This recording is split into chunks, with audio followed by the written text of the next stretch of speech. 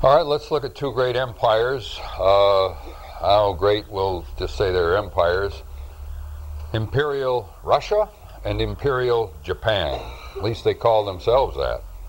And that means aspiring, of course, to greatness. Oh, here I have a hint on the test. Of course, that political spectrum, I've given you 3 copies of it. So, you better know that. I think you do. And also, I do want to emphasize again the textbook readings I've told you to look up, especially the different types of slavery. Be something on that for sure. Now, starting over. Imperial Russia and Imperial Japan in the late 19th century.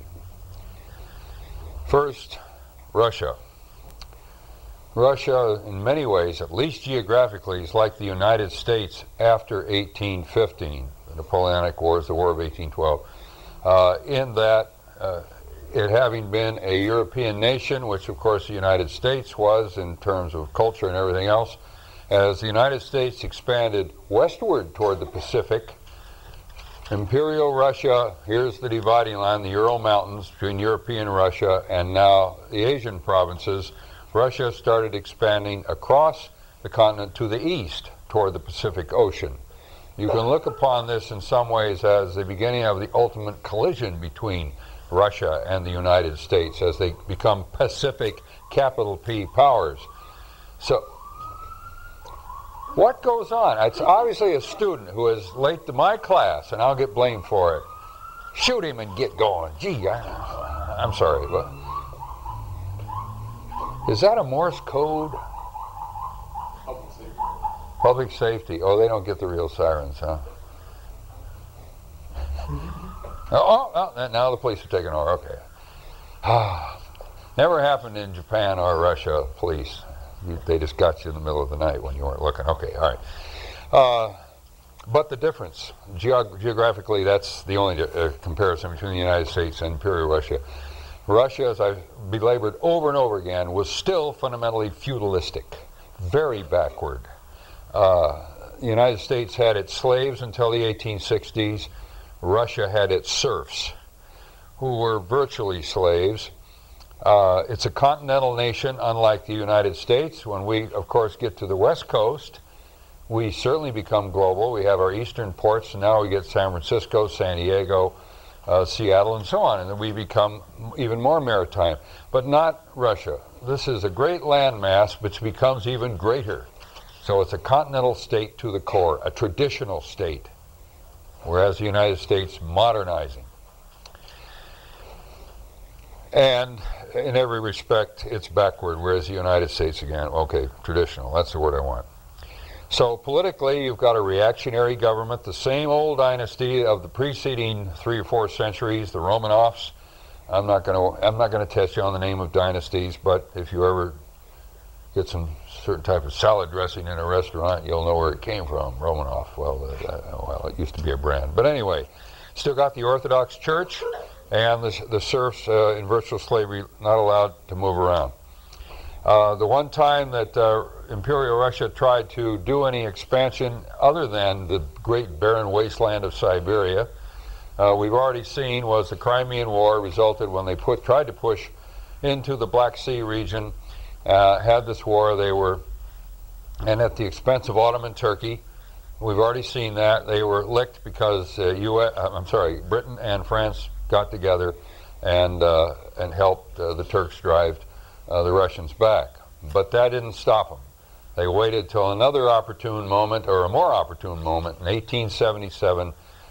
This time Russia went to war against Turkey in 1877 and 8 and won, and got territorial concessions and more control over the Black Sea region. The great powers were not interested in intervening at that point for different reasons.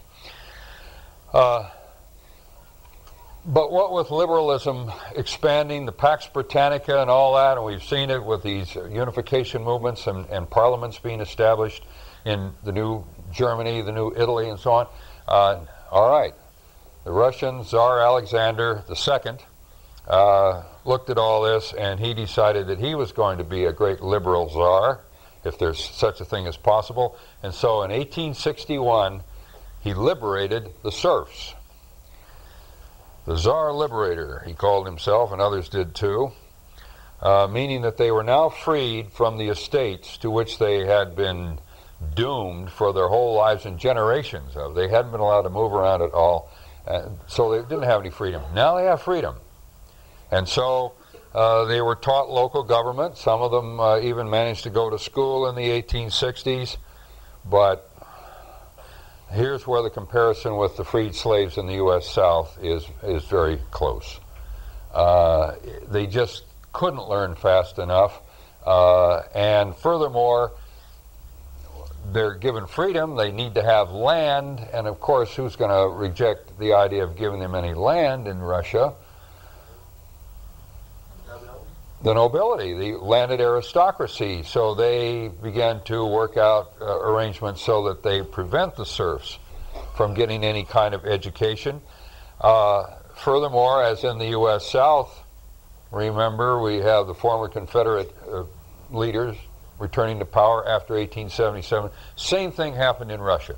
You have aristocrats maneuvering to deprive them of their rights, keeping them ignorant so they don't know how to govern. Same thing happened to the Reconstruction governments, which were basically African-American run in the 1860s, late 60s and early 70s. So same thing here. And you get corruption, which you also had in the U.S. South, but not like Russia. So for all intents and purposes, the emancipation of the serfs was a disaster. They were never able to gain their true freedom, and by the end of the century, same thing. We'll say they had their Jim Crow laws in the sense that they were still disenfranchised. But Russia's heart was never in it, and one has to doubt whether, in fact, emancipation was embraced in this country. It took a while. Civil rights movement and so forth. So liberalism after about 1865 is just coincidentally the end of our Civil War, but it sort of petered out in Russia. Oh, that's a good verb, like Peter the Great. But anyway, it just sort of dies out. The reaction against it was so great, a typical traditional reaction by the landlords and generals who had lots of land.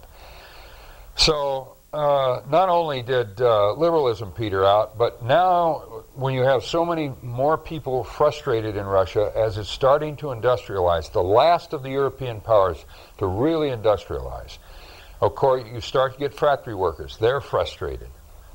And what are they going to embrace? They don't like democracy. In fact, let's say right now, the Russian people in the 19th century did not like anything Western, especially the radicals, the people who wanted to overthrow the system. They didn't like democracy. They didn't like industrialization. Look what it was doing to the people. They didn't like the way Westerners dressed. Remember, Peter the Great was supposed to make them dress in a certain way, like Westerners and so on. Maybe you don't remember. Well, he did way back in the 18th century. And so they don't like that. They want to go back to traditional ways of dressing. They don't like the culture of the West.